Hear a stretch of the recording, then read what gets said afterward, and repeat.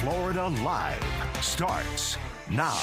Well, good afternoon to you and welcome into Florida Live. I'm Garrett Weimer, and thanks for joining us on this Monday afternoon live on Fox Local, YouTube, and on Fox 35.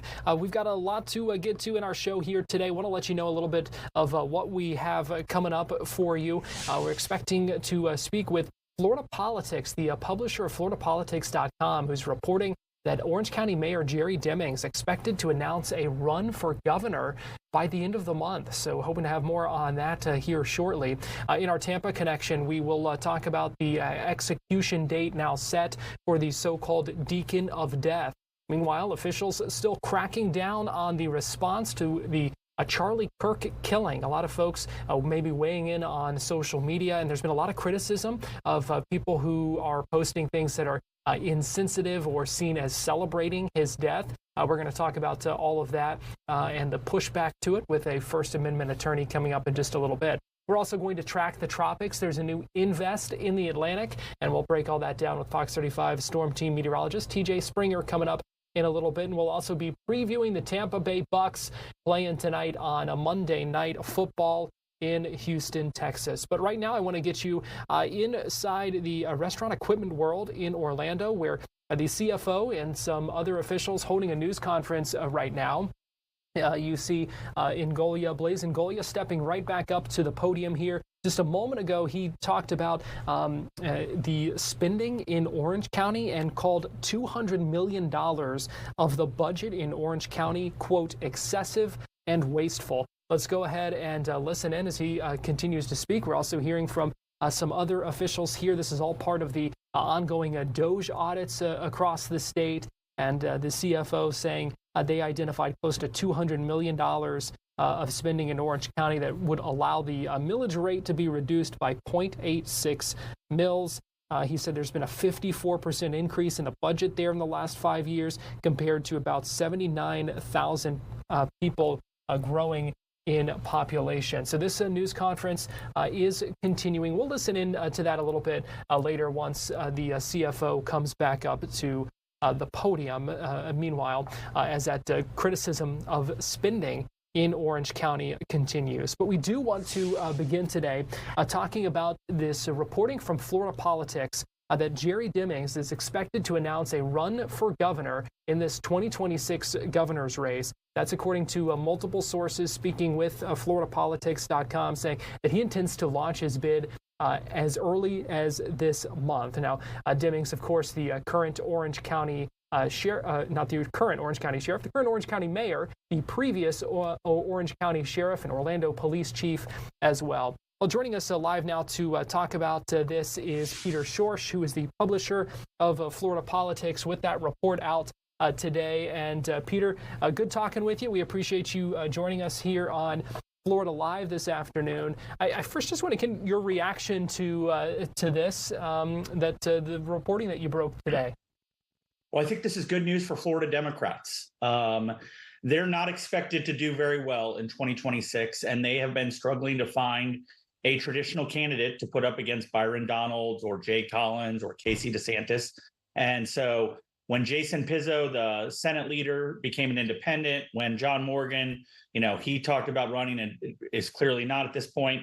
And then former Republican turned MSNBC commentator David Jolly entered the race. None of those people really fit the traditional mold of a Democratic nominee for Florida governor. Enter Jerry Demings, and here you've got somebody with over 25 years of experience in public service, somebody that checks all of the traditional boxes for Democrats. It's somebody there was a former state senator and Congressman Al Lawson was telling David Jolly, I'm going to give you a few months to see how you do. This is no reflection on David Jolly, but I would say Al Lawson and the traditional Democratic establishment, I think they're going to be more excited by a Jerry Demings jumping into the race than David Jolly carrying their standard bearer into November 2026. Why do you think that is? What is it that Demings brings that Jolly doesn't?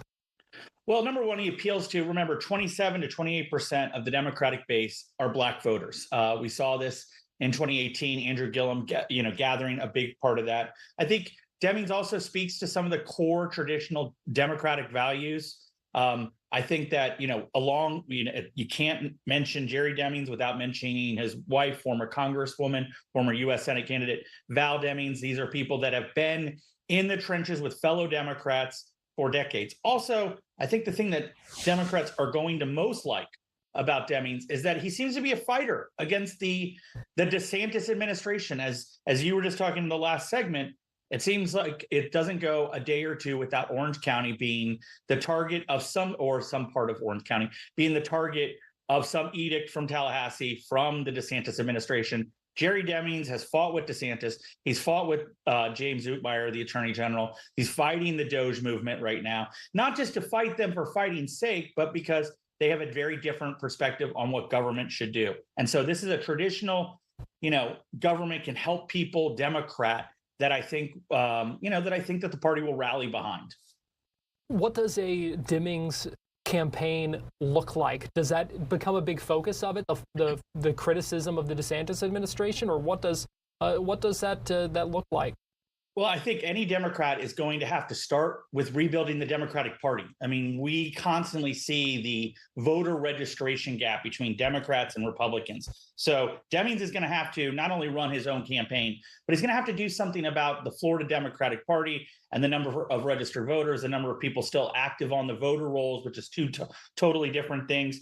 He's going to have to, infuse the party with some of that energy. Otherwise, it will be like right now, I'm looking at models that show a Republican plus 13, Republican plus 14 advantage next November, meaning that between the two parties, they expect Republicans to have a 14-point or percentage turnout advantage over Democrats. Obviously, a Democrat can't win in that. They've got to try and get their voters that have been removed from the voter rolls or haven't been active. They got to get those people re-engaged onto that. So Demings has got two big problems here: getting his own campaign out of the gate, which is never easy, and then revitalizing the Democratic Party, trying to excite them. But listen, a competitive primary between David Jolly, Angie Nixon of Jacksonville, who is supposed to want to run, and Jerry Demings, that will go towards rebuilding the Democratic Party.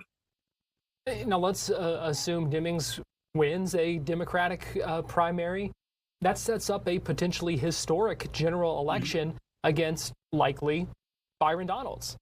It does. It's funny. I've been talking to the Donalds campaign about it, and they say that if it is Donalds versus Demings, it will be the first time that you will have two Black male candidates running against each other as the Democrat and Republican nominees for governor. So it would be the first time in American history this race, and so I'm waiting for somebody to fact check that and say, well, no, 1968, Maryland, we had this or something like that. But even at that, it's something that obviously has not happened in Florida. It's something that hasn't happened in the New South in a while. So, we measure progress on these long arcs, and that would say something about, I think, where we are if you had two Black candidates as the nominees for their respective parties.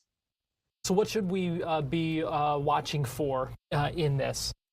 Well, my sources keep saying Demings is saying this month, meaning September. He's in Asia as part of a trip for the Orlando Airport Authority. I would not be surprised if that timeline got pushed back a little bit until October. I think that first week of October is going to be exciting. I think you'll see Jay Collins, Lieutenant Governor. He's supposed to be announcing October 1st, and then we'll see if Demings gets in there as well. Angie Nixon, will she get it as well? You want to be in that year out period. You don't want to obviously launch so close to Thanksgiving that people forget about you during the holidays. You want to build up that momentum in October. So that first week of October is going to be very excited in Florida politics. Yeah, it sounds like things are really starting to ramp up. Peter Schorst, publisher of Florida Politics, we appreciate you sharing your reporting with us here on Florida Live this afternoon. Thanks for having me on. We want to get you back inside this news conference going on now in Orlando. The CFO, Blaise Ngolia, speaking again now about what he calls excessive and wasteful spending in Orange County. Let's go ahead and listen in for a couple of minutes. All they're trying to do is keep the gravy train of your dollars flowing into their coffers so they can continue expanding government. Don't buy it. With that, I'll take any questions you guys have.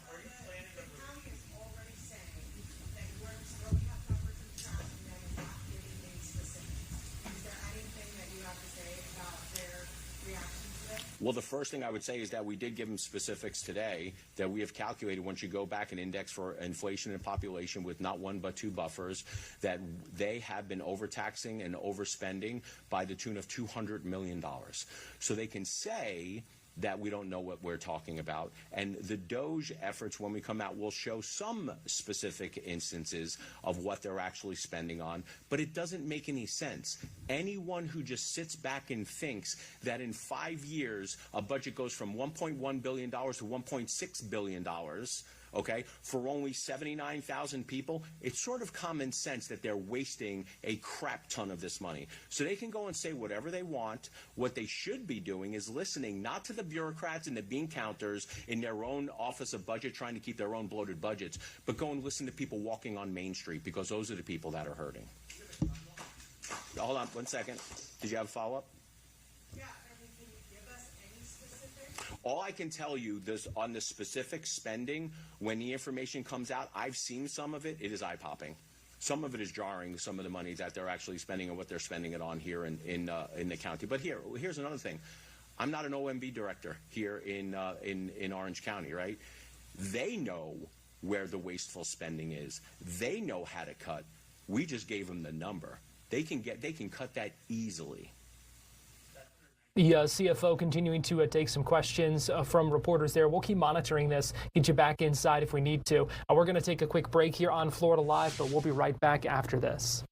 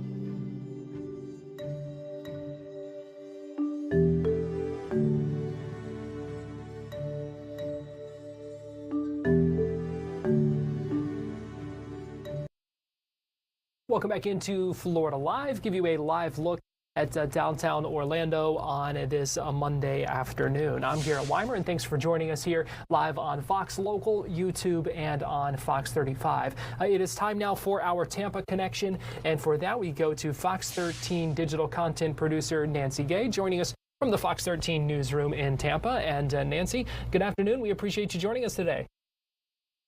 Thanks for having me, Garrett. Well, this morning, the city of Tampa began demolishing one of its oldest public housing complexes. The Tampa officials held about an hour-long press conference, and then Tampa Mayor Jane Castor actually got into a piece of construction equipment and began the demolition process for Robles Park. Now, Robles Park first opened in 1954, and it provided low-cost housing for generations of Tampa families. The 35-acre site was vacated last year to clear the way for a new $800 million redevelopment plan. Now, those plans call for nearly 2,000 housing units, which will be a mix of affordable as well as market rate housing, a grocery store, a community hub, as well as educational services.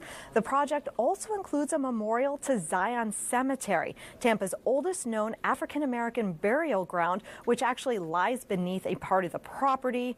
Now, some former residents, they are concerned about whether or not they will actually be able to return to this community. Officials say those who received Section 8 vouchers will have the first chance to come back with rents based on a percentage of their income. Garrett? Also, Nancy, a disturbing case of suspected child neglect in Sarasota. What do we know about that one?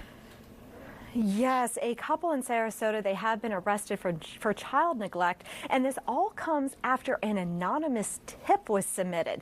Now, when officers went to a Sarasota home to investigate this anonymous tip, they said that they found Crystal Cates and Terrence Bowles sitting under a tent drinking beer without a child in sight. Now, inside the home, investigators said that they found the child alone in a room with a baby gate blocking the bedroom door. They added that the child's hair was matted with debris and food, and she was wearing a heavily soiled pull-up diaper that was actually close to tearing from the weight. Now, they did say that this child was not able to speak. Investigators reported finding dirty twin mattresses and a box spring on the floor with a partially torn dirty sheet. They said there were no blankets or pillows, no clothes in the closet, and a dresser was in the middle of the floor, and that dresser was empty. Police say Cates and Bowles were drug tested at the home, and they both tested positive for THC, cocaine, as well as alcohol. Now, investigators said that Cates initially told them that the home was in disarray because they had just moved in, but later they said she admitted that they had actually been living there for about 10 years. Now, DCF determined the conditions of the home and the child were severe enough to remove her and place her with a family member in Manatee County. The child was evaluated at the Child Protection Center as an emergency case, and staff determined that she was a victim of medical neglect, and their findings were consistent with allegations of abuse. Cates and Bowles, they were arrested on September 11th. Cates' bond was set at $30,000, and she was ordered random drug and alcohol testing to have no contact with the victim and no contact with Bowles. Bowles' bond was set at $40,000, and he was ordered to undergo drug and alcohol testing twice a week and to have no contact with the victim or any other children. Now, this case does remain under investigation by the Sarasota Police Department in coordination with the Florida Department of Children and Families. Garrett? Disturbing allegations and heartbreaking pictures to see as well there, Nancy. Yeah, it's definitely heartbreaking to know that a child was living in those conditions. And as I mentioned, when investigators went to take a look at this anonymous tip, they did find those two people who have been arrested for child neglect. They found them sitting under a tent drinking beer without a child in sight. And finally, Nancy, final story for our Tampa Connection. The death warrant signed for a man convicted in a Tampa area murders. Yes, that's right. Governor Ron DeSantis signed this execution warrant on Friday for Samuel Smithers. Now, Smithers, he is actually known as the Deacon of Death. He got that nickname after a book was written about him with that title. The author described him as a deacon of a Baptist church by day and a serial killer by night. Smithers was convicted of killing 2 women in Hillsborough County in 1996 and dumping them in a pond on a secluded property where he worked as a caretaker. Smithers, according to investigators, picked up Denise Roach as well as Christy Cowan at a motel at different times back in May of 1996 in order to have sex with them for money. He drove them to a property in East Hillsborough County and bludgeoned them to death. Now, according to a sentencing order, Smithers killed Roach after they got into an argument in a garage on the property. Cowan was killed 2 weeks later. The owner of the property actually called police after seeing Smithers cleaning an axe, and he noticed a pool of blood. Florida has set a modern era record this year by executing 11 inmates, and they are scheduled to execute David Pittman on Wednesday and Victor Tony Jones on September 30th. The previous record for a year was 8 executions, and that was back in 1984 as well as in 2014. Smithers is set to be executed on October 14th. Garrett? All right, Nancy Gay, Fox 13 digital content producer, we appreciate you joining us this afternoon with our Tampa Connection. Thank you. And as we go to break, I do want to give you a little bit of breaking news here and an update on something we've been tracking this afternoon. This is a live look toward MCO, Orlando International Airport, where we have learned that the airport security law enforcement has been sweeping the garages after a threat made about a suspicious device. That threat came in around noon. Thankfully, law enforcement able to figure out that threat was not credible, but they did again conduct a security sweep of all of the garages. All of them are now back open except for one.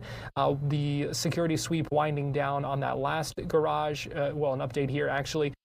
All of those garages are now back open. So a bit of an inconvenience this afternoon, but thankfully nothing to those threats over of a suspicious device at MCO. We're going to take a break here on Florida Live, but we'll be right back after this.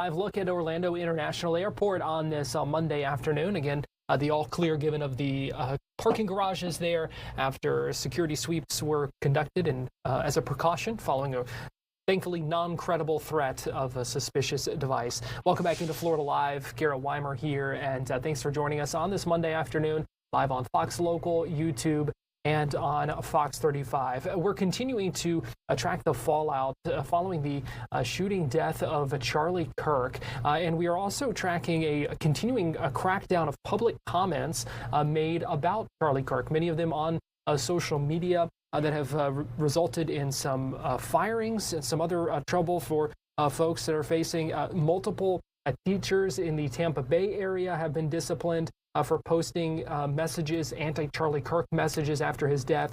We learned of a neurologist from the University of Miami that was fired, a faculty member at FAU. We also learned today that the Florida Fish and Wildlife Conservation Commission fired an employee for sharing a social media post. They said they have a zero tolerance policy when it comes to promoting violence and hate. We have also seen a number of other comments as well from folks pushing back against what they say some people are celebrating his death. And so we want to take a look at this from a legal perspective. There have been some questions about how far this kind of crackdown can go. And so I want to bring in Larry Walters, who's a First Amendment attorney, joining us live now via Zoom. And Larry, we appreciate you joining us this afternoon here on Florida Live. Happy to be here. First of all, I want to get your thoughts on this. This is something we've seen a number of cases in the past few days that have been stemming from this. And I just want to get your thoughts to what we're seeing. Right. Well, initially, some of the comments that are circulating on social media, while vile and offensive, may be protected by the First Amendment, but some are not. For example, if you say that you disagree with Charlie Kirk or you think he's a bad person, that's likely going to be protected speech. It's your opinion. But if you were to, call for assassination of his family and somebody should do it right now, that would cross the line and be a direct threat or potentially incite imminent lawless action, which is where the courts have drawn the line on what is protected and what is not. What about the firings of employees? If someone posts something that is insensitive or even not protected, when it comes to being fired by a public entity or a private company, is that allowed? Can that happen in response to something like this? It can. And even protected speech can result in firing from a private or a public employer. Private employers have the most leeway. In most states, employment is what's called at will, meaning you can be fired for any reason or no reason at any time without warning. So private employers can certainly take action once they're notified of some of these comments that have been going viral to protect their own reputation. It's a little different when it comes to a government employer, such as a school or even the federal government. Because the government is the employer, the First Amendment comes into play. But merely because you say something that is protected speech in general can still lead to a justifiable termination by a government employer because the courts use a balancing test to determine whether or not the speech was sufficiently disruptive of the workplace in order to justify the termination. So, we are seeing people getting terminated both from government employers and from private employers. And I would expect to see some claims arise out of this, but in most cases, the employer is going to be able to justify the termination if there's a disruption to the workplace. I also want to get your thoughts on this. This is a post on X from Congressman Randy Fine saying, basically asking if anyone is aware of people who works at any level of government, works for an entity that gets money from government, or holds a professional license that is publicly celebrating the violence. He's asking, please contact my office. I will demand their firing, defunding, and license revocation. When it comes to those professional licenses, what's kind of the line there? Yeah, so for licensure, if somebody is making a statement that is protected by the First Amendment, is not inciting imminent lawless action, or is not making a direct threat, then that typically cannot be used as a basis to revoke or deny a license. Once a license is issued, it is a privilege, but you cannot unconstitutionally condition the continued use of that privilege by somebody foregoing their First Amendment rights, and the government also cannot retaliate against somebody for engaging in free speech. Now, a lot of these things may be happening. Is this something that you see having to push back against after the fact in a court of law, as opposed to preventing a firing? How do things like this normally work if someone is kind of in this situation and wanting to contest this?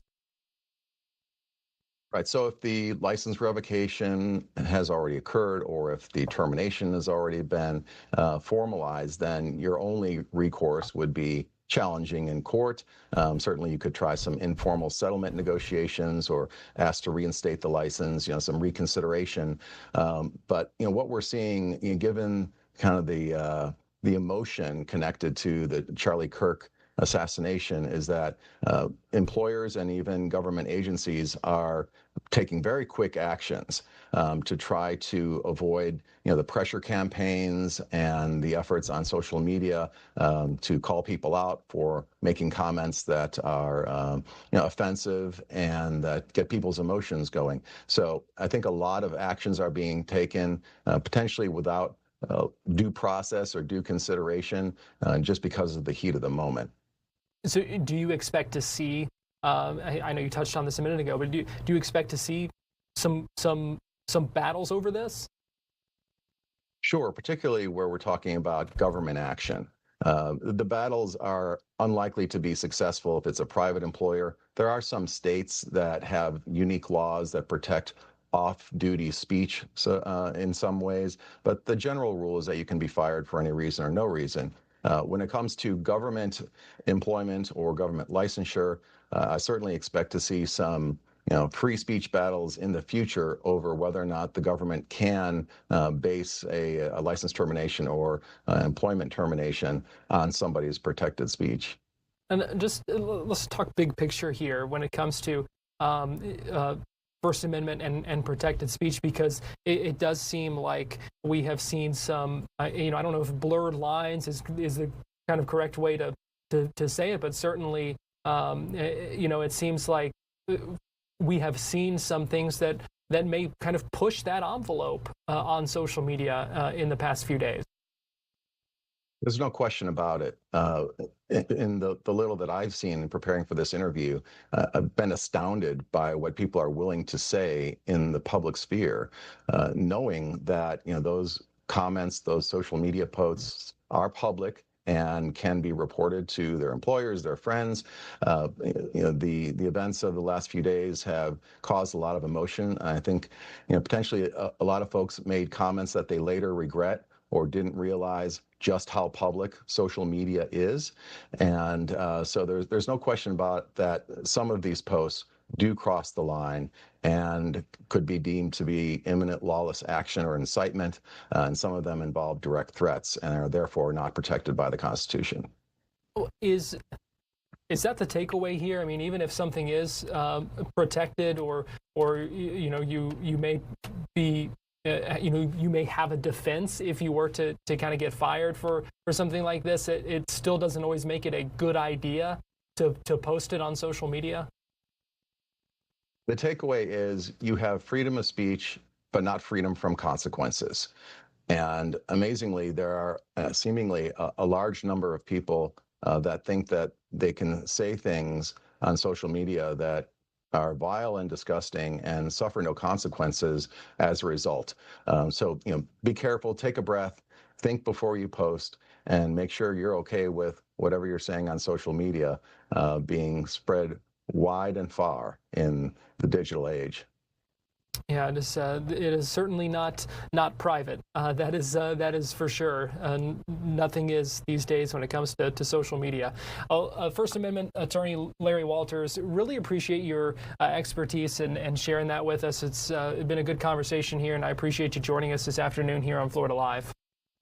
Pleasure to be here. Thank you. And we're going to take a break, but we'll be right back after this.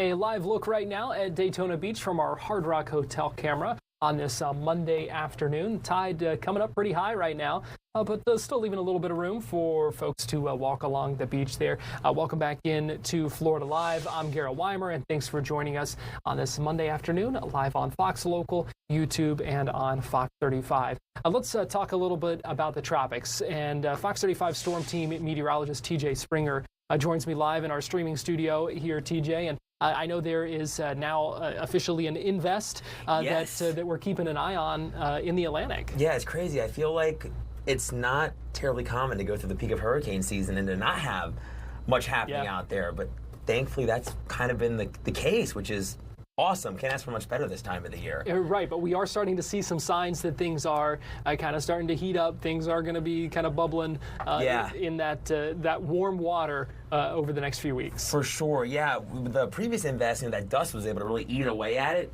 Garrett was kind of torn apart. It just like disappeared. We were hearing so much about it, and then it just fizzled out. It doesn't seem like, sadly, that will be the case with this invest. There is some dry air around it now. It's been a bit disorganized, but I do think as we head through the rest of the week, we'll likely see it move into a more favorable environment. So I think that's going to be able to help it strengthen, and eventually I think we could have maybe a depression on our hands as we progress through the remainder of our work week. There's the wave right there. We are seeing some more thunderstorm activity now around that.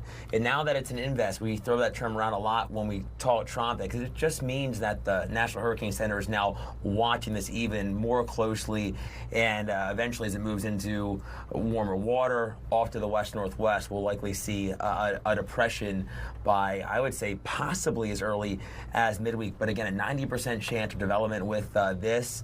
And as it moves into that more favorable environment with less dust, less wind shear, we'll likely see the potential for even a tropical storm as we head through, I would say maybe Friday, Garrett, into this upcoming weekend.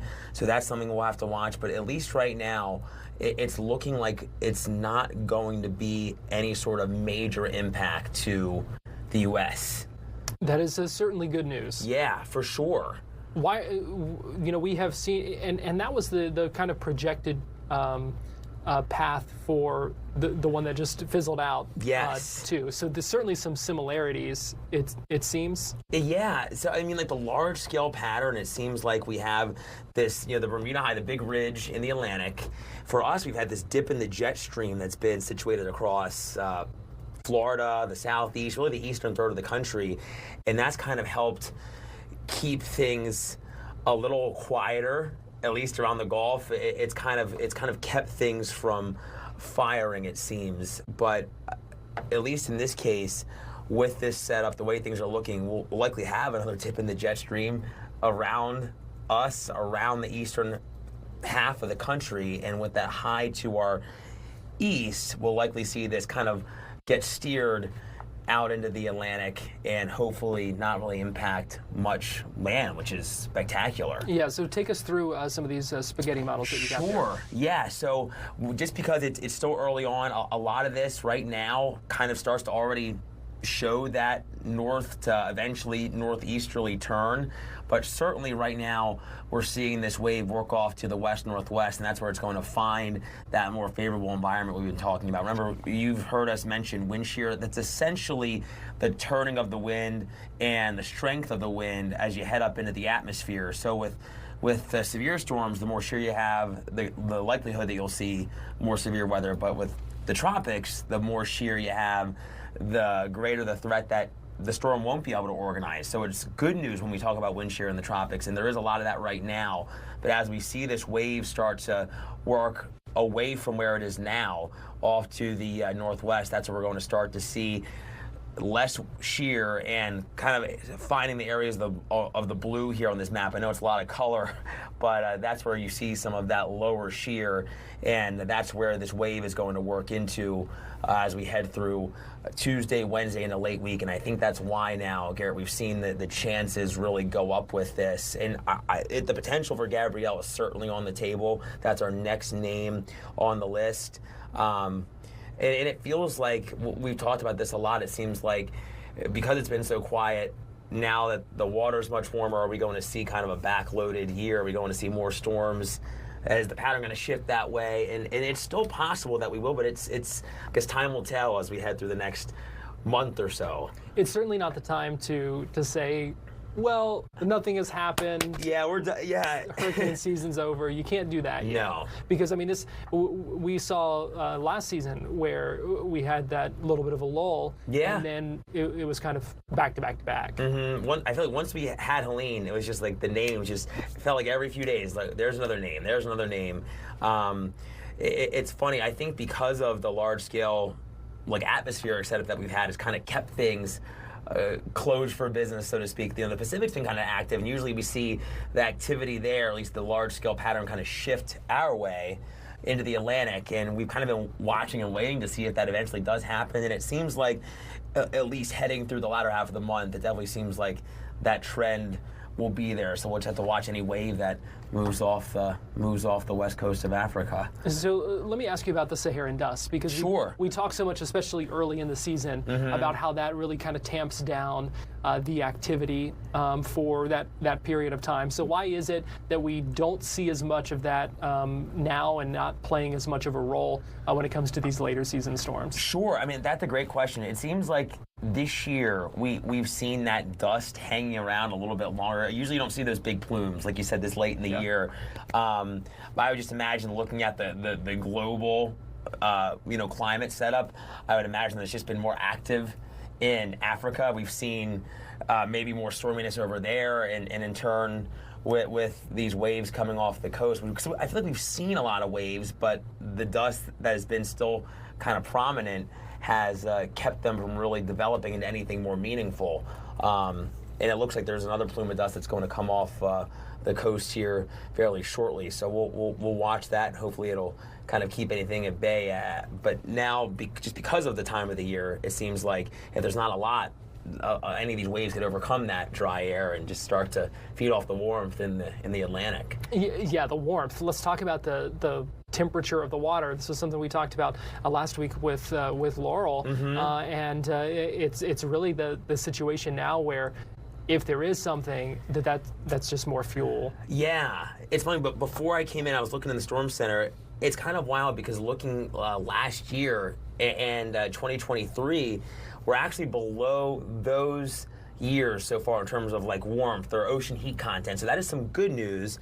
It's not to say that we won't potentially see, the levels rise to what they were last year or 2023. But I think that's also been a factor. I know throughout the year thus far, there has been some cooler than average water temperatures at times or ocean heat content, and then with when we had Aaron, it kind of stirred things up and it kept the ocean a little bit cooler, closer to us. But right now it seems like around the Gulf Stream, the Gulf itself, the far western Atlantic is certainly a hot box. It seems like for any sort of activity that could develop, and I think it would just fuel the fire, so to speak, if something were to develop a little closer to home, or a system can make its way all the way closer to the U.S. or closer to the Gulf, where we have all this warmth in the Atlantic. And we talked about the slow season so far. Not even to the G-named storm yet, but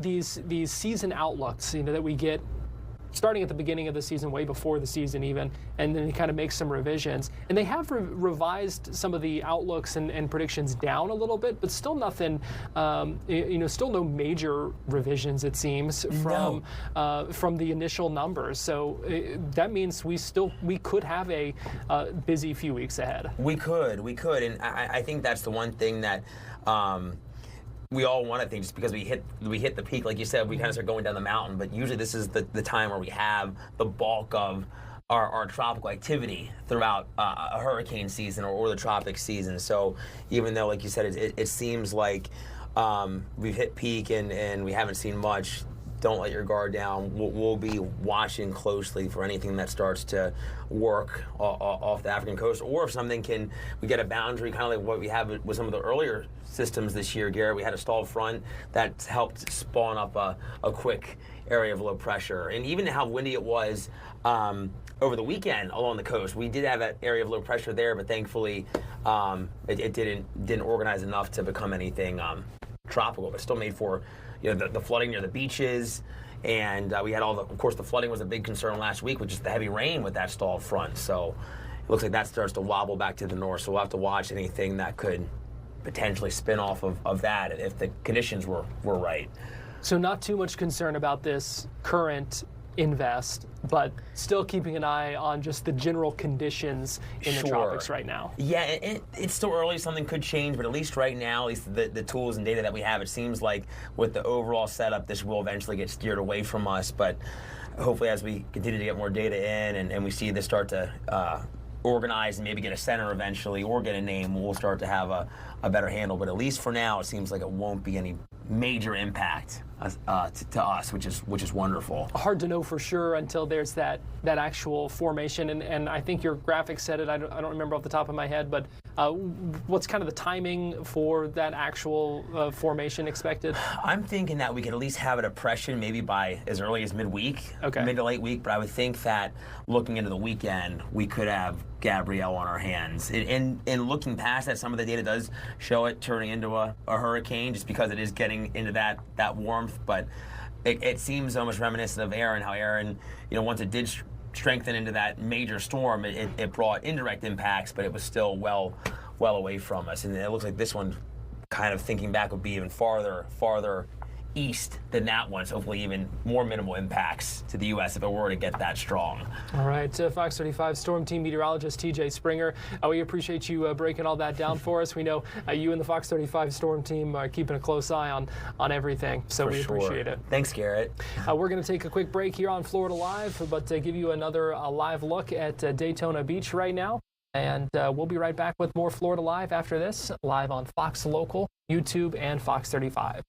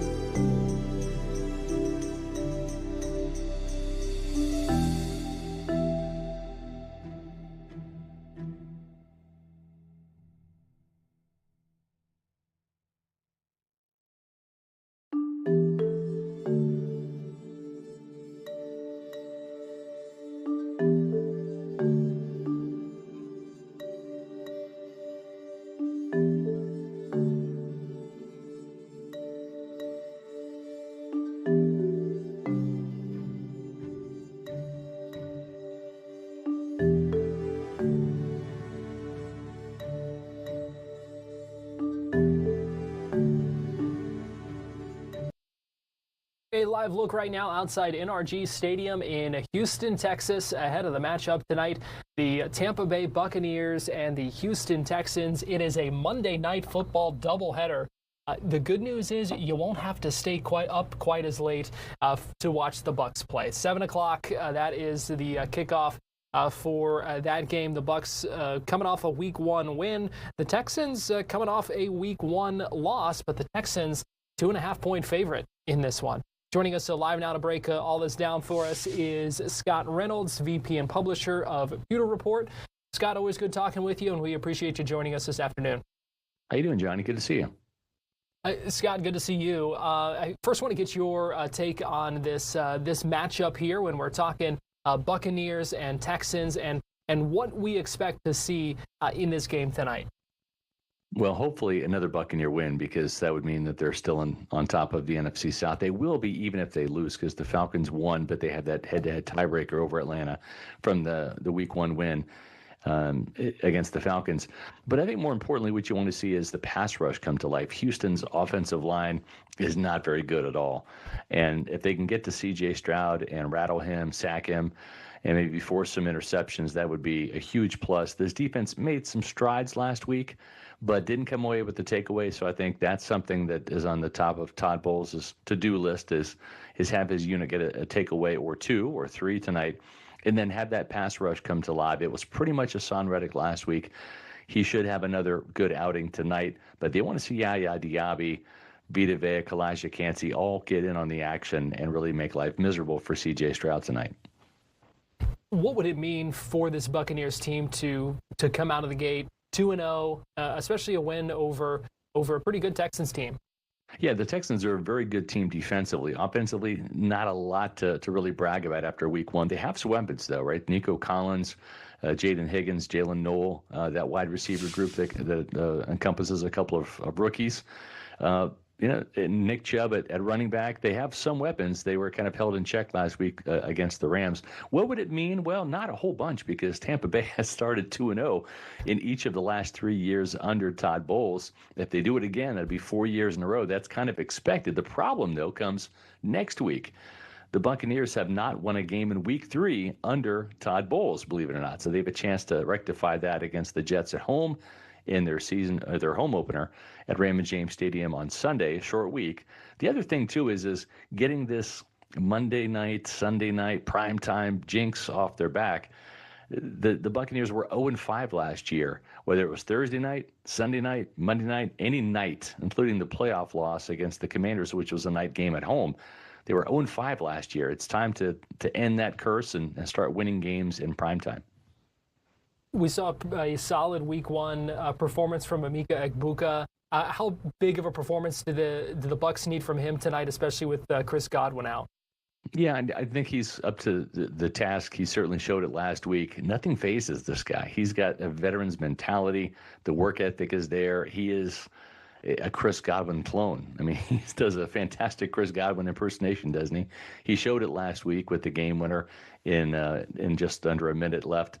I think it's going to be a big matchup tonight for him versus Jalen Petrie, the nickel corner for the Texans. I like Emeka Egbuka in that particular matchup, and I think he continues to put on a show. A lot of coverage is going to be rolled Mike Evans' way. That's fine. This is a kid that has showed the ability to step up and make plays when called upon, and I would not expect anything different tonight. Are you surprised that the Texans are the odds-on favorite? Not really. I mean, again, they've got a very good defense. And I think when you look at last week, the 14-9 loss out in Los Angeles against the Rams, a tight game. The offense underachieved, right? Only field goals, 3 of them in the first half. Didn't score any points in the second half. The last time the Texans played the Buccaneers was in Houston a couple years ago, 2023. It was C.J. Stroud's rookie season. He actually set a NFL record for 470 passing yards against Todd Bowles' defense with 5 touchdowns, including the game winner, in a 39-37 shootout win over the Buccaneers. The Bucs let that lead slip away in the last minute. C.J. Stroud threw that 5th touchdown pass. So maybe the odds makers are looking back in time and saying, well, look what C.J. Stroud was able to do against the Todd Bowles defense. But I will say this, only 5 starters out of the 11 were on the field that day. So this is pretty much, I don't want to say a whole new defense, but a half of a new defense out there. And let's hope that the new additions are up to the task tonight and help this defense continue to play better than they did last year and get things off to a good start with the 2-0 start for Tampa Bay. What is the key for them to making it a miserable night for C.J. Stroud? I think just winning first down and holding the Texans' run game in check, and then that would force Houston to throw the ball to have to win the game, and then you get to peel your ears back and get after him with the 4-man rush, mixing some blitzes, but stopping Nick Chubb on first down or getting to C.J. Stroud with some first down blitzes to set up 2nd and 10 or 2nd and long situations. That's the key. Win on first down, and then once you get to 3rd down, have it be 3rd and long, and then also find a way to get a sack, get a takeaway. And I think those types of things can help this defense do enough to win this game for the Buccaneers. I don't expect Tampa Bay's offense to do a whole bunch tonight.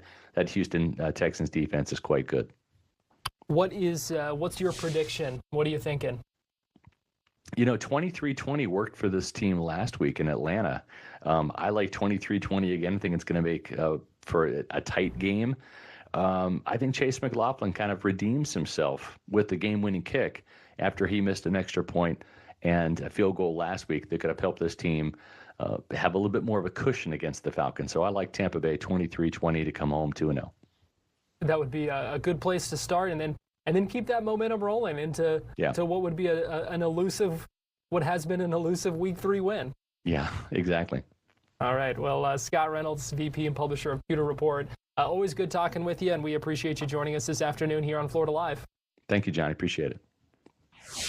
And we appreciate you joining us here on Florida Live today. I'm Garrett Weimer, and thanks for joining us. We are here weekdays, 2 o'clock, live on Fox Local, YouTube, and on Fox 35. So as we wrap up things today, let me give you a live look again in Houston, outside NRG Stadium, ahead of that matchup between the Bucs and the Texans tonight. Thanks for joining us. Have a great rest of your day, and I'll see you back here tomorrow.